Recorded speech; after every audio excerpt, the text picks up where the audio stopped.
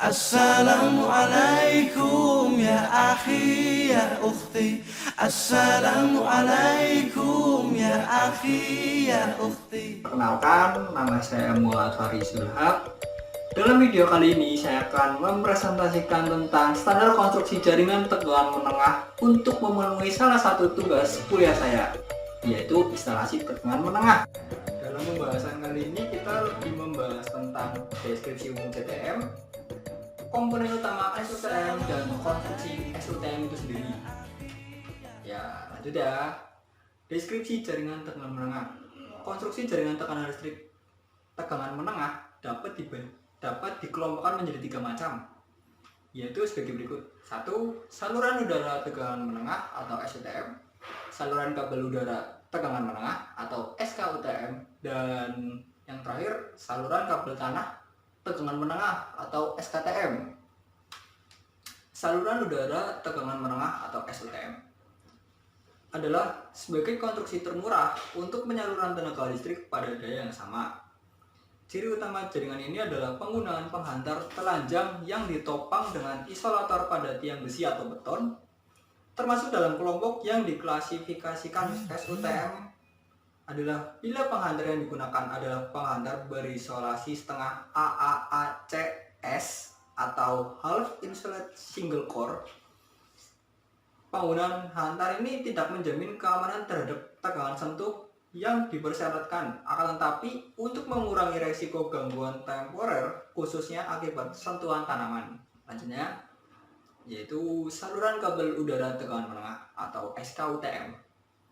Untuk lebih meningkatkan keamanan dan keandalan penyaluran tenaga listrik, penggunaan penghantar telanjang atau penghantar berisolasi setengah pada konstruksi jaringan saluran udara tegangan menengah 20 kV dapat juga digantikan dengan konstruksi penghantar berisolasi penuh yang dipilin.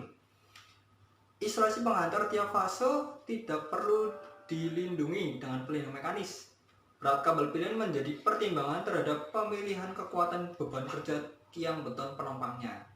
Selanjutnya yaitu saluran kabel tanah tegangan menengah atau SKTM. Konstruksi SKTM ini adalah konstruksi yang aman dan andal untuk mendistribusikan tenaga listrik tegangan menengah, tetapi relatif lebih mahal dan penyaluran daya yang sama.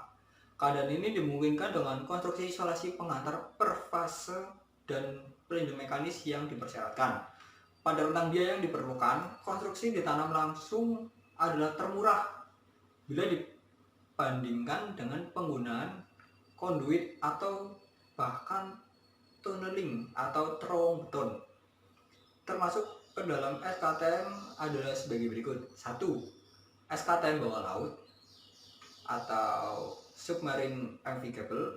Yang kedua, SKTM bawah tanah atau underground MV cable. Ya, selanjutnya kita akan membahas komponen utama SUTM. Yang pertama ada penghantar. Ada jenis 3 penghantar, yaitu 1. Penghantar telanjang, BC, bare konduktor. Yang kedua, penghantar berisolasi setengah, AAAC strip S atau half insulated single core. Dan yang ketiga, penghantar berisolasi penuh atau tri single core. Yang kedua ada isolator. Pada jaringan SUTM, isolator pengaman penghantar bertegangan dengan tiang penopang atau traverse dibedakan untuk jenis konstruksinya adalah 1. Isolator tumpu. Nah, ini berikut adalah gambarnya.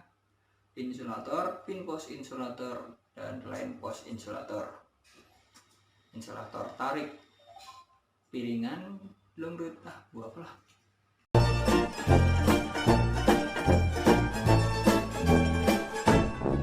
Terus yang kedua ada isolator tarik.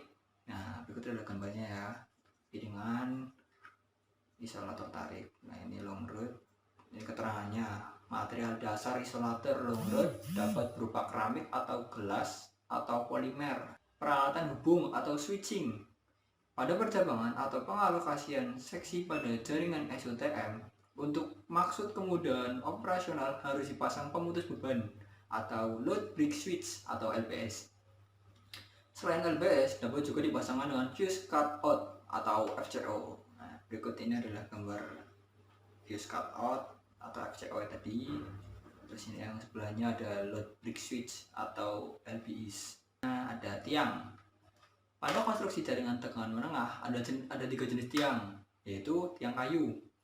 SPLN 115 tahun 1995 berisi tentang tiang kayu untuk jaringan distribusi, kekuatan, ketinggian, dan pengawetan kayu, sehingga pada beberapa wilayah pengusahaan PT PLN Persero, bila suplai kayu memungkinkan, dapat digunakan sebagai tiang penopang pengantar SUTM. Tiang besi terbuat dari pipa besi yang disambungkan hingga diperoleh kekuatan beban tertentu sesuai kebutuhan. Walaupun lebih mahal, pilihan tiang besi untuk area atau wilayah tertentu masih diizinkan karena bobotnya lebih ringan dibandingkan dengan tiang beton. Pilihan utama juga dimungkinkan bila mana total biaya material dan transportasi lebih murah dibandingkan dengan tiang beton. Akibat di wilayah tersebut belum ada pabrik tiang beton. Dan yang terakhir ada tiang beton. Untuk kekuatan sama.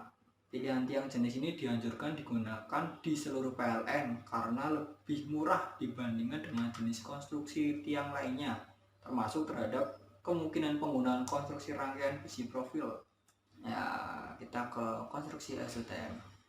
Ruang bebas atau right of way dan jarak aman, safety distance. Jarak aman adalah jarak antara bagian aktif atau fase dari jaringan terhadap benda-benda di sekelilingnya, baik secara mekanis atau elektromagnetis, yang tidak memberikan pengaruh membahayakan. Secara rinci, jarak aman jaringan terhadap bangunan lain dapat dilihat pada tabel di bawah. Khusus terhadap jaringan telekomunikasi, jarak aman minimal adalah 1 meter, baik vertikal atau horizontal. Bila di bawah JTM terdapat JTR, jarak minimal antara JTM dengan kabel JTR di bawahnya minimal 120 cm. Nah, berikut adalah tabel jarak aman SUTM. Spesifikasi konstruksi SUTM. Secara rinci, standar konstruksi saluran udara tegangan menengah ada 2 sistem, yaitu konstruksi SUTM sistem 3 kawat dan konstruksi SUTM sistem 4 kawat. Pada konstruksi SUTM sistem 3 kawat ada 2 konstruksi, yaitu konstruksi SUTM sirkuit tunggal dan konstruksi SUTM sirkuit ganda. Sedangkan pada konstruksi SUTM sistem 4 kawat ada 3 konstruksi, yaitu SUTM tunggal, SUTM ganda, dan SUTM 3 sirkuit. Nah, kita masuk ke konstruksi SUTM sistem 3 kawat dulu. Konstruksi SUTM sirkuit tunggal. Konstruksi tiang penumpu atau line pole dan kelengkapannya. Konstruksi ini dipasang untuk lintasan jaringan SUTM 0 derajat sampai 15 derajat dengan 3 buah isolator tumpu dan 1 buah cross arm UNP 10x2000. Konstruksi tiang sudut kecil dengan sudut 15 sampai dengan 30 derajat dan kelengkapannya. Konstruksi ini dipasang untuk jaringan SUTM dengan sudut 15 derajat sampai dengan 30 derajat dengan 6 buah isolator tumpu, 2 buah cross arm UNP 10x2200. Untuk konstruksi tiang sudut besar dengan sudut lintasan 30 derajat sampai 60 derajat dan kelengkapannya, yaitu konstruksi ini memakai 6 set isolator tarik, 3 buah isolator tumpuk, dan 2 buah cross arm UNP 10x2200. Untuk konstruksi tiang sudut besar dengan sudut lintasan 60 derajat sampai 90 derajat dan kelengkapannya, konstruksi ini memakai 6 set isolator tarik, 1 buah isolator tumpu, dan 4 buah cross arm UNP 10x2000. Konstruksi tiang awal atau riser pole dan kelengkapannya. Konstruksi tiang awal ini dipasang pada awal jaringan, di mana terdapat kabel naik dari gardu induk atau pusat listrik. Pada tiang ini terpasang 3 set isolator tarik, 2 buah cross arm UNP 10x2000, lightning arrestor, pipa galvanis pelindung kabel diameter 4 inci, dan instalasi pembumian. Konstruksi pembumian. Bagian-bagian yang harus dibumikan adalah bagian konduktif terbuka, konstruksi tiang untuk setiap 3 gawang, dan instalasi lightning arrestor. Konstruksi ini memakai penghantar pembumian jenis tembaga, bimetal joint, penghantar aluminium, dan elektroda pembumian. Nah, selanjutnya kita ke konstruksi SUTM sirkuit ganda. Konstruksi SUTM sirkuit ganda pada dasarnya sama dengan konstruksi SUTM sirkuit tunggal dengan pertimbangan sebagai berikut. 1. Panjang tiang sekurang-kurangnya 12 meter. 2. Posisi tiang sudut, tiang akhir harus diperkuat dengan konstruksi penopang. 3. Tidak menggunakan satu tiang awal untuk atau arus kabel naik TM. 4. Kebutuhan material konstruksi menjadi 2 kali lebih banyak pada satu tiang konstruksi. Yang kelima, tidak memasang saklar tiang pada tiang yang sama. Yang keenam, SUTM dioperasikan dari transformator yang sama. Dan yang ketujuh, instalasi load break switch pada jaringan SUTM itu lurus. Nah, kita ke konstruksi SUTM sistem 4 kawat. Ya, tadi kan sudah dijelaskan kan, di konstruksi SUTM sistem 4 kawat itu ada konstruksi SUTM tunggal. Nah, berikut penjelasannya. Konstruksi tiang penumpu dan kelengkapannya. Konstruksi dipasang vertikal, delta, horizontal. Untuk konstruksi vertikal dan delta memakai cross arm pole mounted bracket dengan pos insulator, line post dan string insulator. Sementara pengantar netral memakai konstruksi insulator sak LE ANSI 53-4 dan pin 52-2 dan dibumikan pada tiang-tiang. Konstruksi pembumian. Penghantar netral dibumikan pada tiap tiang. Pembumian dengan elektroda bumi pada konstruksi lightning arrester, gardu distribusi, dan pada tiap-tiap 3 gawang atau jarak tiang. Nilai satuan pembumian ini tidak melebihi dari 10 ohm pada jaringan dan 1 ohm pada lightning arrester dan gardu. Konstruksi tiang sudut kecil. Pada konstruksi fasa 1 dengan pole mounting bracket dan horizontal bracket memakai insulator jenis post type, dan penghantar netral memakai insulator Rusi 52-2 0 derajat sampai 10 derajat dan ANSI 53-4 10 derajat sampai dengan 25 derajat. Untuk sudut lintasan sampai dengan 30 derajat memakai 2 buah horizontal bracket. Konstruksi tiang akhir. Pada konstruksi fasa 1, tiang akhir pada umumnya juga adalah konstruksi gardu trafo fasa 1 yang dilengkapi dengan lightning arrester dengan isolator suspension TM dan isolator ANSI 33-4 penghantar netral. Konstruksi penopang tiang. Pada sistem fasa 3-4 kawat ini, penopang tiang atau guywire tidak dilengkapi dengan isolator guy atau toy insulator. Pada bagian atas langsung dibumikan menjadi satu dengan pembumian pengantar netral. Nah, selanjutnya konstruksi SUTM 2 sirkuit atau ganda.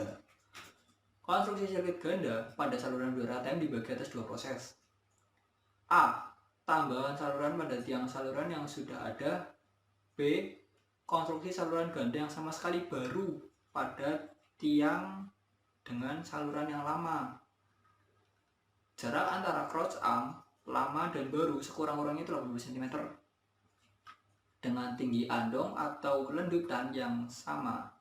Kebutuhan material sama dengan kebutuhan material untuk sirkuit tunggal dengan tambahan topang tarik atau tekan pada tiang sudut, tiang pencabang dan tiang akhir. Untuk jaringan dari pusat listrik atau gardu induk yang sama, kebutuhan konstruksi pembumian dapat diparalelkan saja pada konstruksi pembumian yang sudah ada. Untuk konstruksi saluran udara TM ganda yang baru, kebutuhan material jaringan sebanyak 2 kali konstruksi sirkuit ganda.